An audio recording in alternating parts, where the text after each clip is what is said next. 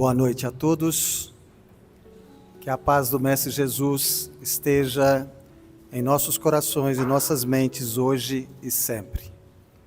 Convido a todos para que nesse momento possamos elevar o nosso pensamento ao alto, fazermos uma oração para começarmos com os nossos trabalhos. Deus Todo-Poderoso, Jesus, nosso doce mestre, amado Ramatiz e toda a espiritualidade de luz que conosco aqui estão. Rogamos a vossa presença para que possamos neste momento abrirmos as nossas antenas receptivas para todos os ensinamentos que aqui virão até nós. Permita que possamos aqui receber tudo aquilo que viemos buscar, encontrar o nosso reequilíbrio, a nossa paz, a nossa harmonia, buscar a nossa saúde física, espiritual e mental. Abençoa a nós, a nossa família, a nossa casa, o nosso trabalho, a nossa rotina. Dai-nos, Pai querido, a inteligência e a sabedoria para sabermos fazermos as escolhas melhores para a nossa vida. Permita que nos tornemos um instrumento vosso, que possamos cada vez mais estarmos em sintonia com essa espiritualidade superior, criando condições favoráveis para que possamos nos libertar das nossas ignorâncias, das nossas trevas, das nossas dificuldades e sofrimentos. Nos abençoa neste momento de estudo e oração, dando-nos essa preciosa oportunidade de nos renovar. Que assim seja.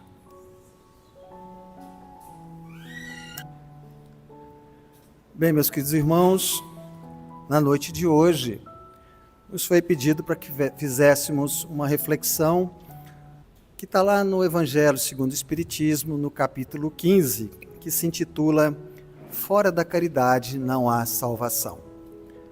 Mais especificamente no item 6 e 7, que fala da caridade necessária segundo São Paulo. Nesses itens lá do Evangelho, eu pensei um pequeno pedaço para que a gente possa começar a fazer a nossa reflexão sobre a caridade. Lá diz assim: São Paulo compreendeu de tal modo a grande verdade sobre a caridade que disse: quando mesmo eu tivesse a linguagem dos anjos, quando tivesse o dom da profecia, que penetrasse todos os mistérios, quando tivesse toda a fé possível, até o ponto de transportar montanhas, se não tiver caridade, nada sou. Dentre essas três virtudes, a fé, a esperança e a caridade, a mais excelente é a caridade. Ele coloca assim, sem equívoco, a caridade acima até mesmo da fé. É que a caridade está ao alcance de toda a gente, do ignorante como do sábio, do rico como do pobre, do independente de qualquer crença particular.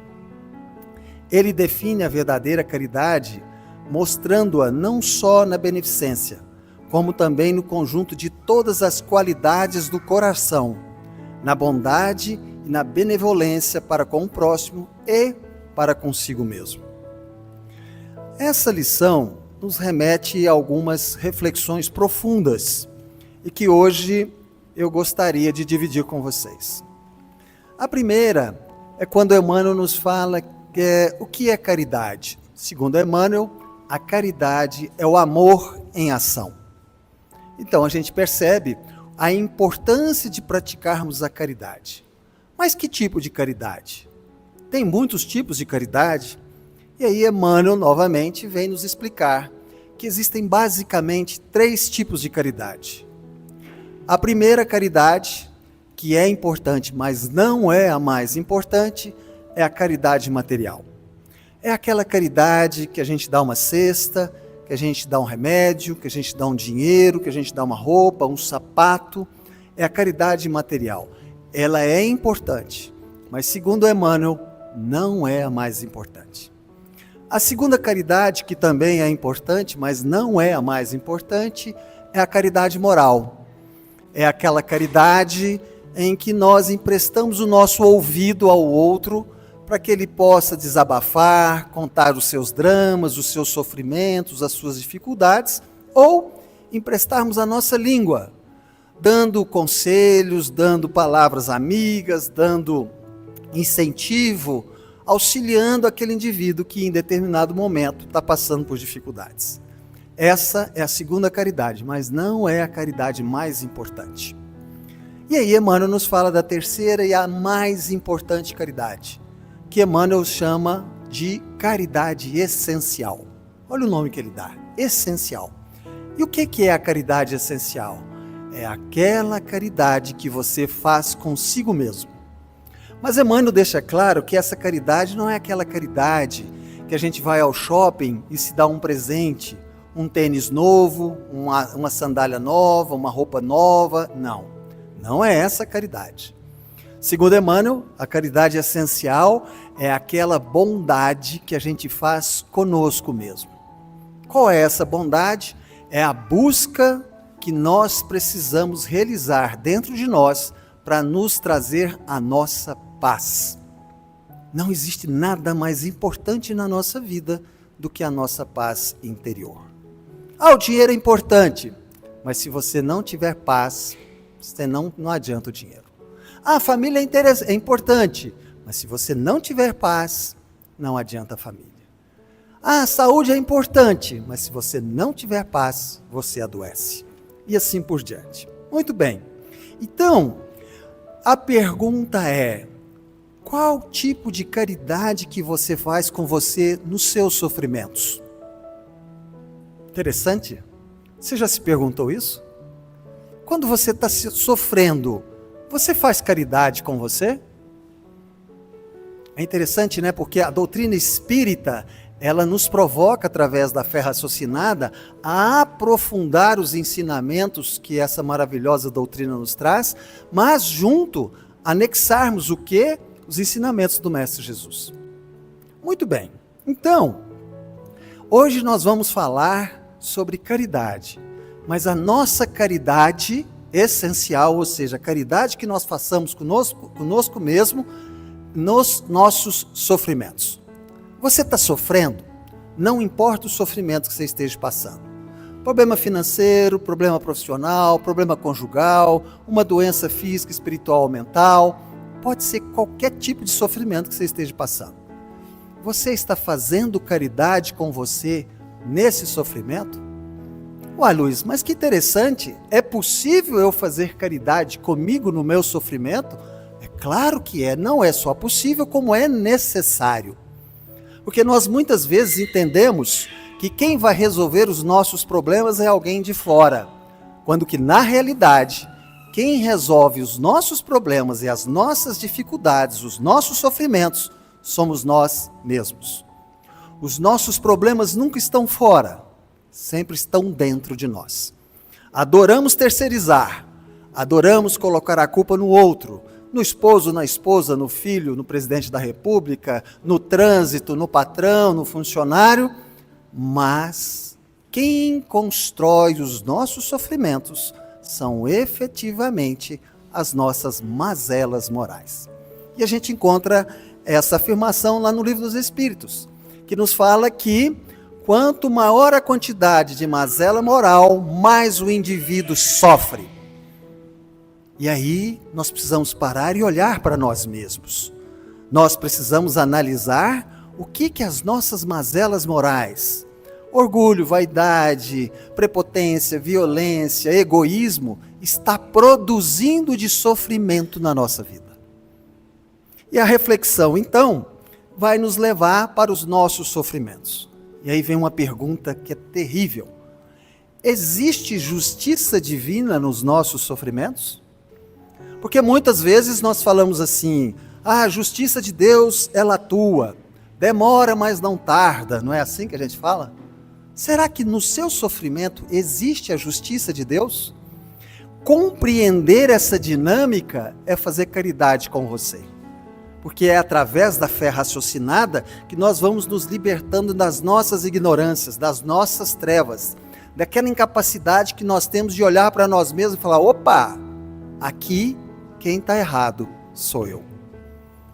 E é o autoconhecimento, ou seja, é nós olhando para nós mesmos, que nós vamos percebendo o que estamos construindo de bom ou de ruim na nossa vida. Muito bem.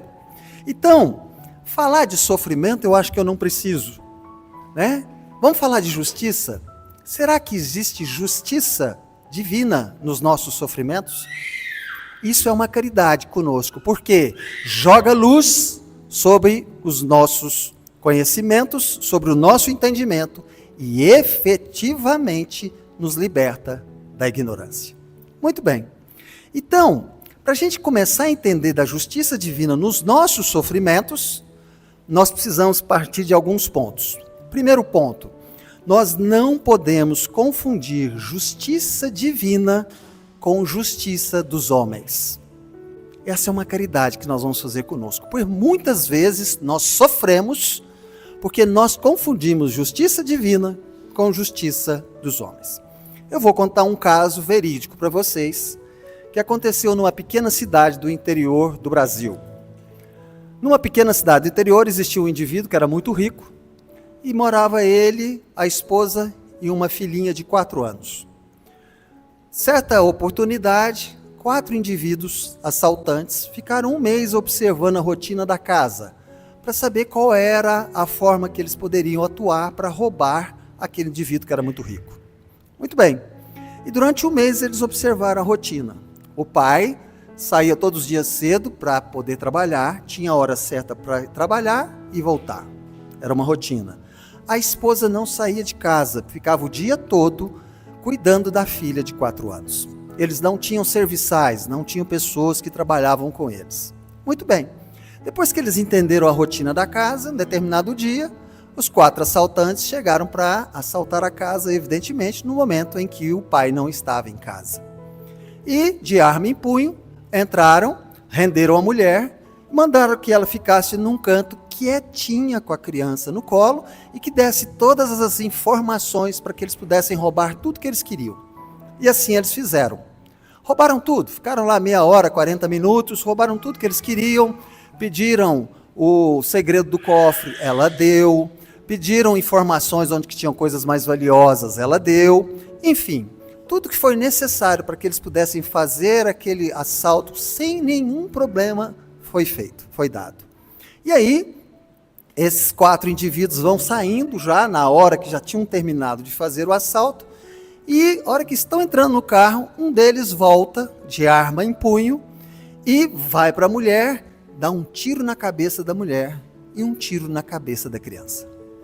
Foi uma polvorosa na cidade. Lógico, passado um tempo, identificaram o assassino e os assaltantes, os prenderam e levaram ao julgamento.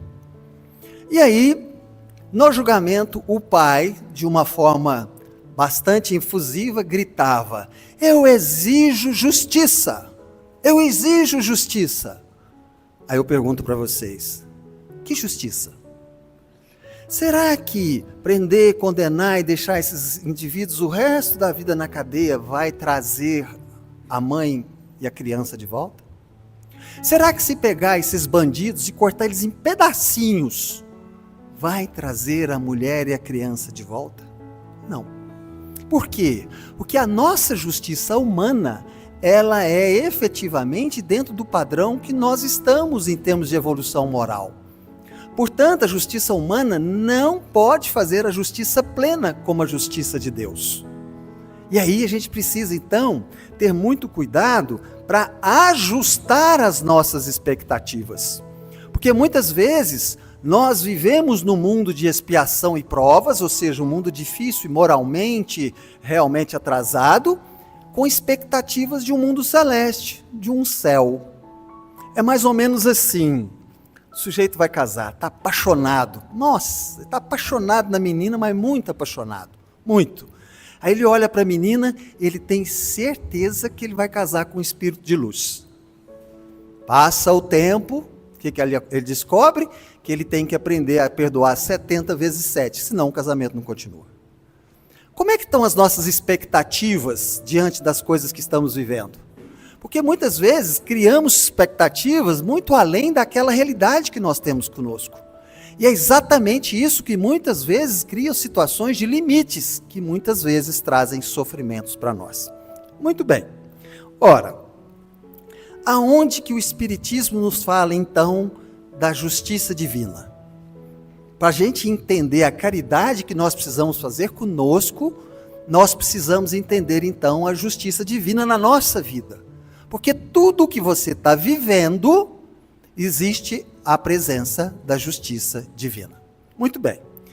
A justiça divina nos fala, a doutrina espírita nos fala sobre a justiça divina lá no Livro dos Espíritos, lá no capítulo 11, da questão 873 para frente. E, segundo a espiritualidade, a justiça divina tem um nome especial. Qual que é o nome dessa lei? Lei de justiça, amor e caridade. É tudo junto. É lei de justiça, vírgula, amor e caridade. Para a gente entender como é que essa lei atua na nossa vida, a gente vai usar aqui uma ferramenta didática, para ficar mais fácil. O quê? Um bolo de cenoura. Vamos fazer um bolo de cenoura? Para a gente entender essa lei? Vamos lá. Você pega 3 cenouras e rala, não é assim? Aí você pega 2 xícaras de farinha de trigo, 4 ovos, 2 xícaras de açúcar, 1 xícara de óleo. Coloca tudo dentro do liquidificador e bate. Não é assim que faz massa de bolo de cenoura? Aí você pega uma forma, unta ela com margarina ou com, sei lá, com manteiga e coloca a massa na forma. Agora, separa a cenoura. Separa o óleo, separa a farinha de trigo. Tem jeito? Não. Essa é a lei de justiça, amor e caridade na nossa vida.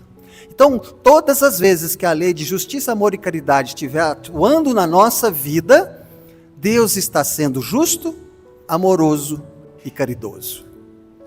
Mas será possível? Eu estou sofrendo. Como eu estou sofrendo? Tem alguma coisa errada, porque não é possível. Porque nesse sofrimento, Deus está sendo justo, Deus está sendo amoroso, Deus está sendo caridoso, sim. E é isso que nós precisamos começar a aprofundar esse entendimento. Por quê? Porque Deus não ganha com o nosso sofrimento. O que Deus ganha com as nossas lágrimas, com a nossa dor? Nada. Então o que Deus quer de nós? Que nós possamos evoluir. E como que nós evoluímos? Aprendendo. Então, olha para o seu sofrimento, seja ele qual for, e pergunte para o seu sofrimento: o que eu tenho que aprender com você, meu sofrimento? Será que eu tenho que aprender a ter fé, a resignação, paciência, aprender a perdoar, indulgência, benevolência, pacificação? O que eu tenho que aprender com você, meu sofrimento? Porque essa lei de Deus, que é a lei da justiça divina, ela está sendo justa, amorosa e caridosa, para que nós possamos evoluir. E por que a gente sofre? Porque nos rebelamos contra este aprendizado. E aí, se nós não entendermos isso, nós não estamos fazendo caridade conosco. Por quê? Porque continuamos sofrendo. Porque é simples. A partir do momento que eu aprendo o que eu preciso aprender com o meu sofrimento passa. Aí eu fui caridoso comigo mesmo. Mas o Espiritismo vai mais profundo e ele nos ensina como é que a gente aprofunda nessa lei de Deus. Na lei de justiça, amor e caridade. Aonde que está isso? Está lá no livro Céu e Inferno, no capítulo 7, na primeira parte. E lá ele fala do quê? Do Código Penal da vida futura. Opa! Como é que é? Código Penal? Mas eu não sou criminoso. Ora, que coisa desagradável, Luiz. Você está falando para nós que nós somos criminosos? Vamos lembrar de Chico Xavier.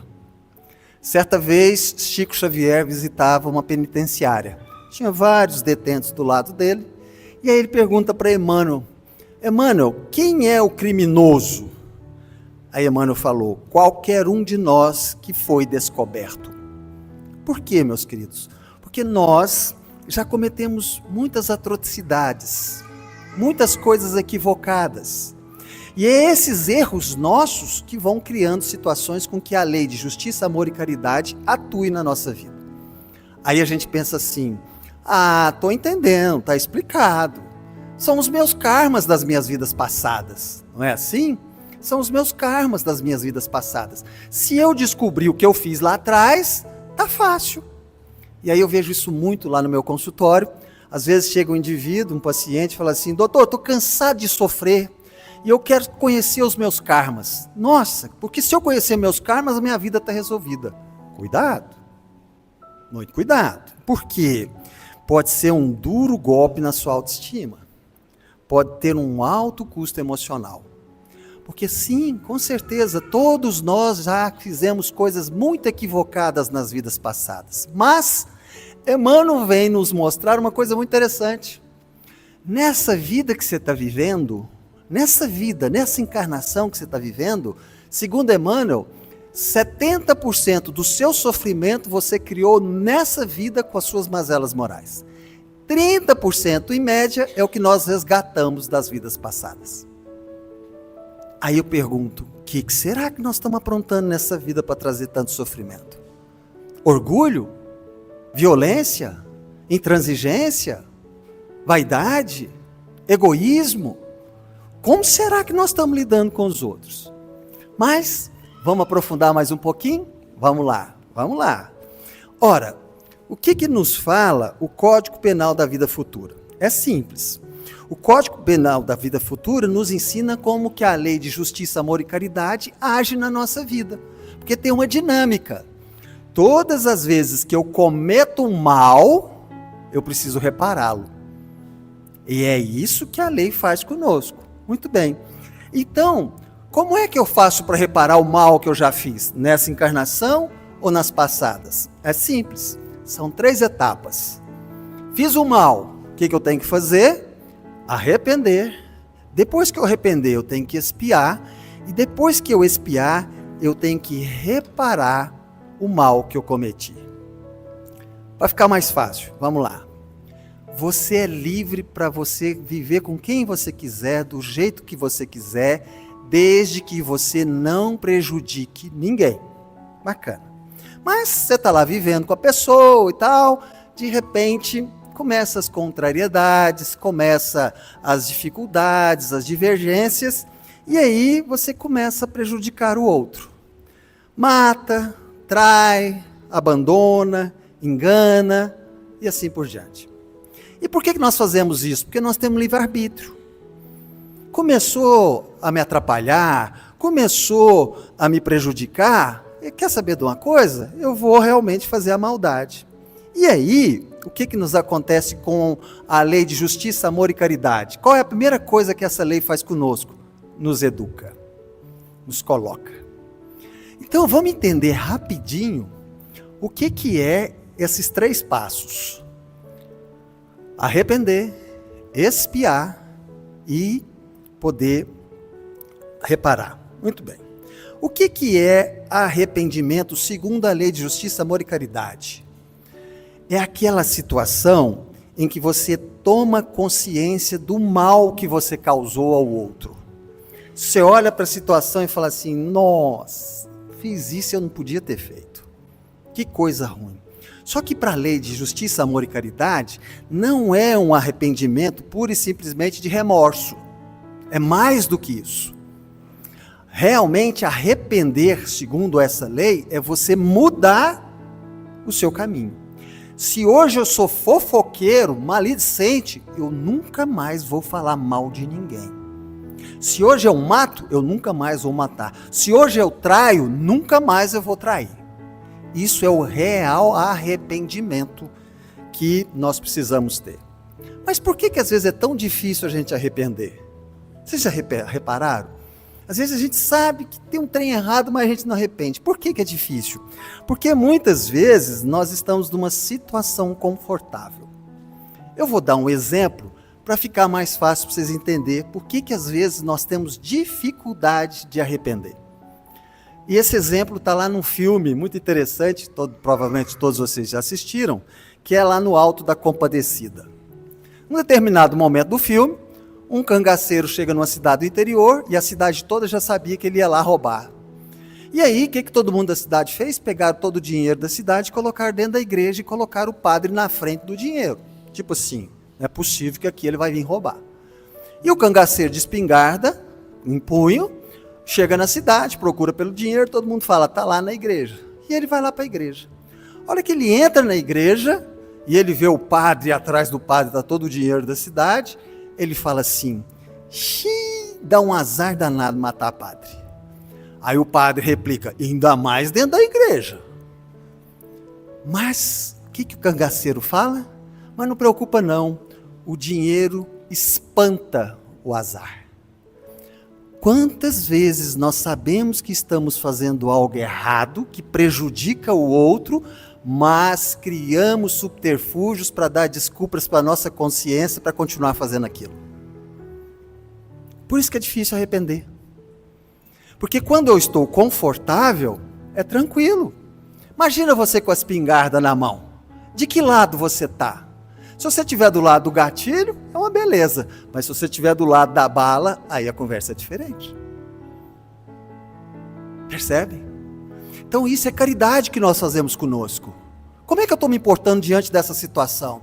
Ah, mas ele me agrediu, ele me humilhou, ele me maltratou. O erro do outro não justifica o seu. E é exatamente a conscientização desses processos na nossa vida que nós vamos jogando luz sobre todos os erros para que nós possamos parar de sofrer. Porque a cada erro cometido, lá vem a lei de justiça, amor e caridade em cima de nós. Mas só arrepender não resolve. Arrependi, mudei de caminho. O que eu tenho que fazer agora? Expiar. Olha só, eu tenho que expiar. Muito bem. E o que é expiar? É o sofrimento moral e ou físico que decorre do mal cometido. E a expiação não é um castigo de Deus. Ela nada mais é do que a operalização da lei da ação e reação. Fiz com outro, volta para mim. Colho o que eu plantei. Não é assim que funciona? Todos nós sabemos disso. Muito bem. Então, a expiação é o seguinte: de que lado da espingarda que você está? Porque se você está acostumado a só puxar o gatilho, aí você vai mudar de lado. Aí você vai experimentar o lado da bala. Nossa, mas precisa mesmo aprender os dois lados? Claro, por quê? Porque a gente só evolui quando a gente experimenta os dois lados, porque aí a gente sabe separar o que é bom e o que é mal. A gente só entende uma injustiça quando você sente a injustiça na sua própria pele. Então, a expiação é aquilo que faz com que nós realmente tenhamos a capacidade de purificar a nossa essência. Porque hoje eu sinto na pele o mal que eu causei ao outro. Nossa, Luiz, mas só arrepender e expiar não resolve? Não, ainda tem que reparar. Tem, mas não acaba nunca. Não, olha só. Qual é a última etapa da reparação? O que é a reparação? A reparação é uma lista divina de todo o mal que você causou ao outro. Então, eu vou dar 2 exemplos para ficar mais fácil para a gente entender. O Zé, na encarnação passada, roubou e matou o João. Bacana. Aí foi aquela história, desencarnou, arrependeu, expiou, e aí ele tem que reparar. Aí os dois reencarnam. Aí como é que o Zé vai reparar o mal que ele fez com o João? Primeiro, ele vai reparar a morte. Ele não tirou a vida do João? Então ele vai ser pai do João. Ele vai dar a vida de volta para o João. Lá atrás ele tirou a vida, agora ele vai dar a vida de volta para o João. E nos próximos 45 anos, o Zé trabalha feito um doido. Monta uma empresa, ganha muito dinheiro, fica milionário, mas não tem vida de tanto trabalhar. A hora que ele fala, bom, agora eu vou parar de trabalhar e vou usufruir do meu dinheiro. O que acontece? Ele tem uma parada cardíaca e o João herda tudo sem fazer o menor esforço. Reparou? Percebe? Tem uma história muito interessante do Chico Xavier. Ele já estava em Uberaba, e lá em Uberaba ele tinha um médium que se chamava Quincas Veloso. E o Quincas Veloso era um senhor sério, compenetrado, honestíssimo, correto, que tinha uma postura muito perfeita, e ele sempre estava solícito a todos, era um cara muito respeitado, e ele tinha o escritório de contabilidade mais importante de Uberaba. Todas as grandes empresas e os milionários de Uberaba tinham com ele lá o imposto de renda, a parte contábil das empresas e assim por diante. Ele era muito respeitado. Certo dia, Quincas Veloso chegou no seu escritório de contabilidade e tinham entrado lá e tinham roubado tudo. Tudo. Mas não satisfeitos com o roubo, o que os ladrões fizeram? Rasgaram todos os documentos contábeis dos seus clientes. Papéis importantíssimos de grandes empresas que ele tinha que fazer imposto de renda, prestações contábeis, rasgaram tudo, acabaram com toda aquela documentação. Quincas ficou desolado, pensou, não é possível, eu sempre tentei ser um homem correto, sempre tentei fazer as coisas certas, né? Vou para o centro espírita, tomo meu passe, escuto as palestras, mas não é possível. E naquela noite tinha sessão lá no centro espírita com o Chico Xavier. E o Chico gostava muito do Quincas. E a hora que o Quincas foi chegando, ele falou, não, hoje eu vou lá no centro, que eu vou conversar com o Chico, eu quero entender isso. Aí ele foi chegando, o Chico bateu o olho nele de longe e falou assim, tem alguma coisa com o Quincas Veloso. Foi lá, abraçou o amigo e falou, o que aconteceu, Quincas? E o Quincas contou toda a história para o Chico.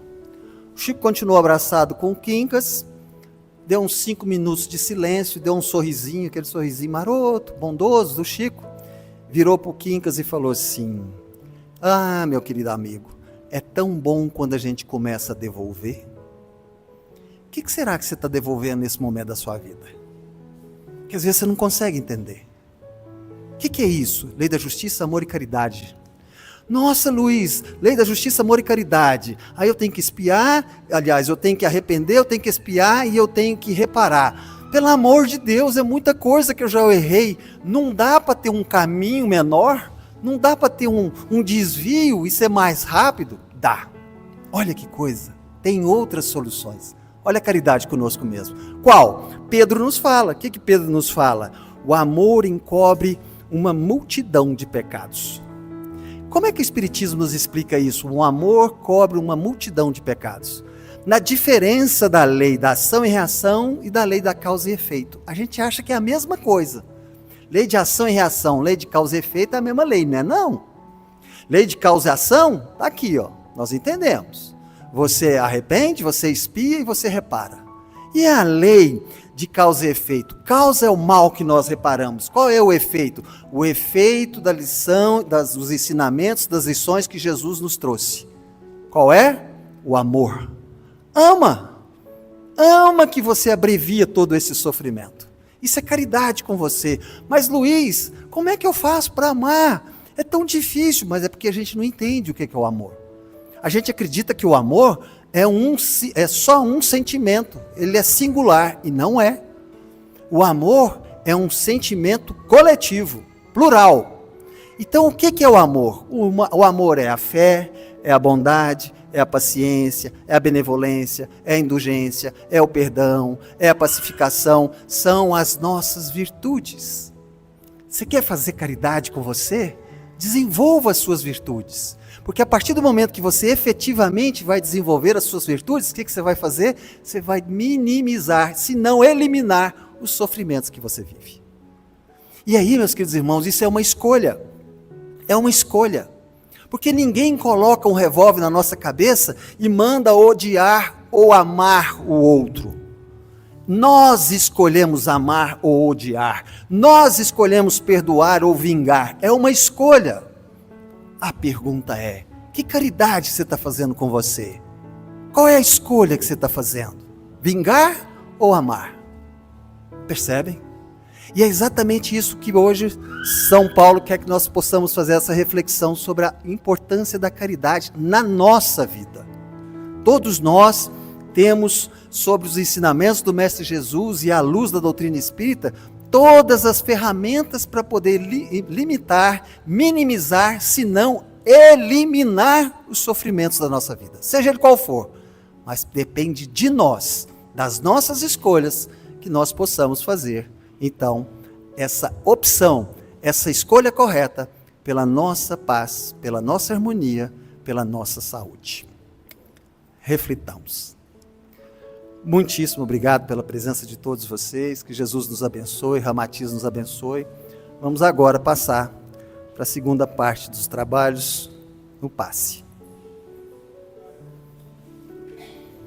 Vamos fechar os olhos, sentar de forma bastante confortável, desligar de todos os pensamentos que nos tire a paz, tirar todas as preocupações da nossa mente, do nosso coração, pensar na imagem de Jesus.